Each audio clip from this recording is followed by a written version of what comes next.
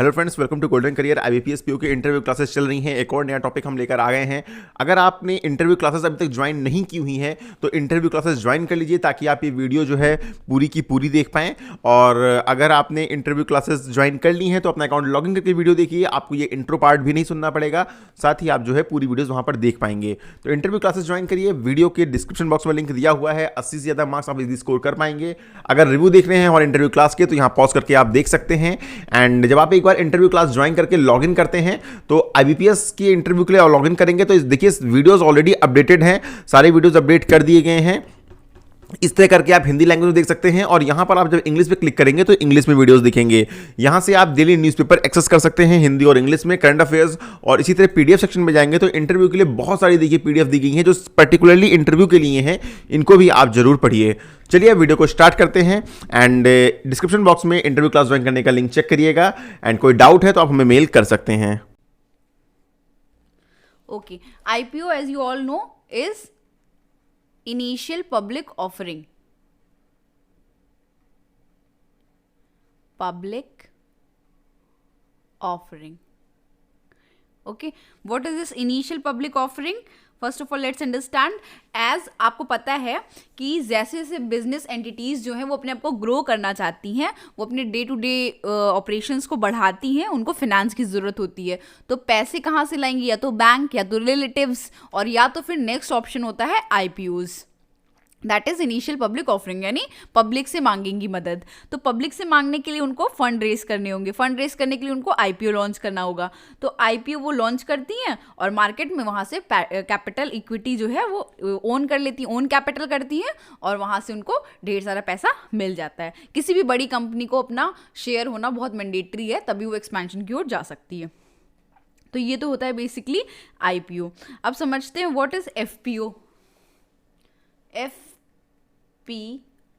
ठीक। I think ये समझ में आ गया होगा आईपीओ क्या होता है। इनिशियल पब्लिक ऑफरिंग, जब भी किसी कंपनी को पैसे की जरूरत होती है, अपने शेयर कैपिटल की जरूरत होती है, तो वो शेयर्स लॉन्च करती है, यानी पहली बार जो शेयर्स लॉन्च करती है उसको कहते हैं इनिशियल पब्लिक ऑफरिंग, आईपीओ।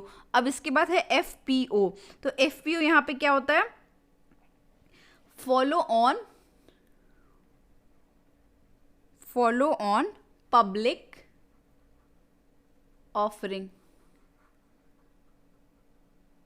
अब ये क्या था? इनिशियल यानी पहली बार, पब्लिक ऑफरिंग ये भी पब्लिक। ये फॉलो ऑन है, किसको फॉलो करेगा? इनिशियल को फॉलो करेगा, यानी एक बार कंपनी ने पहली बार लॉन्च किया, फिर वो स्टॉक एक्सचेंज में भी लिस्ट हो गई। वो जिस कंपनी ने अपना पहली बार आईपीओ लॉन्च किया वो स्टॉक एक्सचेंज में भी लिस्ट हो गई। अब वही कंपनी जब सेकेंड टाइम, थर्ड टाइम या फोर्थ टाइम अपना लॉन्च करेगी शेयर्स, तो उसको हम कहेंगे FPO, that is follow on public offering. I hope this is clear. बहुत सिंपल सा फंडा है, आईपीओ पहली बार और एफपीओ दूसरी बार, ठीक है। तो अब अगर हम यहाँ से डिफरेंस की बात कर लें तो ये क्या है? ये एक प्राइमरी मार्केट हो गया,